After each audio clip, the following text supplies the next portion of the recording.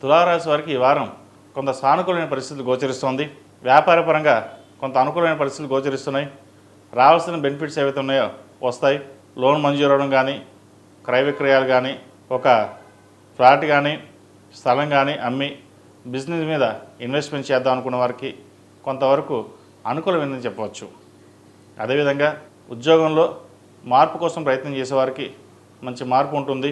స్థాయికి మించిన మంచి ఉద్యోగం లభించే అవకాశం కూడా గోచరిస్తోంది. ప్రమోషన్ పరంగా కూడా బాగుంది. అయితే చిన్న ఇక్కడ ఇబ్బంది ఏంటి అంటే భాగ్యంలో గురువు కంబస్ట్ అయ్యారు.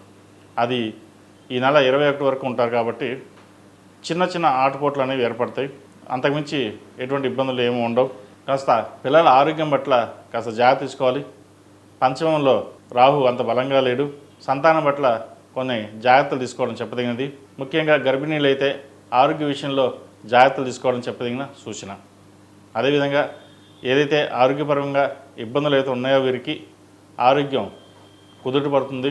ఒక స్థలం కానీ బంగారం కానీ కొనుగోలు చేయాలని చూస్తారు. ఫ్యూచర్ ఇన్వెస్ట్మెంట్ కోసం చేసే ప్రయత్నాలు ఏవైతే ఉన్నాయో అవి వారం లభిస్తాయి. అదేవిధంగా కళారంగాల్లో ఉన్నవారికి, కాస్మెటిక్స్, బ్యూటీషియన్స్, వైద్య వృత్తులు ఉన్నవారికి, చిరు వ్యాపారస్తులకు ఈ వారం సానుకూలపడే విధంగా గోచరిస్తోంది. ఈ రాశిలో జన్మించిన విద్యార్థులకు కాలం అనుకూలంగా ఉంది.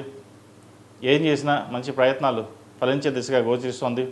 విదేశాల్లో ఉన్నవారు కూడా సానుకూలంగా ఉంటుంది. విదేశీ విద్యకు సంబంధించిన వ్యవహారాలు సానుకూలపడతాయి. వీసా లభించే విషయంగా గోచరిస్తోంది. అక్కడ ఉద్యోగ ప్రయత్నాలు చేసేవారు కూడా అనుకూలంగా ఉందని చెప్పచ్చు. అయితే సహోదరు మధ్య ఉన్న విభేదాలు ఏవైతే ఉన్నాయో అవి కొంత ఇబ్బందికరంగా ఉంటుంది. వాటి విషయంలో కొంచెం జాగ్రత్త తీసుకోండి.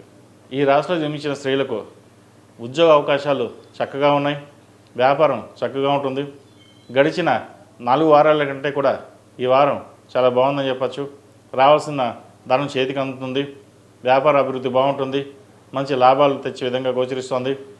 అయితే కొత్త ప్రాజెక్ట్ని ప్రారంభించాలనుకునేవారు, ఆల్రెడీ ప్రారంభించిన వాళ్ళకి చిన్న చిన్న ఫైనాన్స్ పరంగా ఇబ్బంది ఉంటుంది. అంతే తప్ప ఎక్కడ ఏది ఆగదు. పని అనుకున్న సమయంలో పూర్తవుతుంది.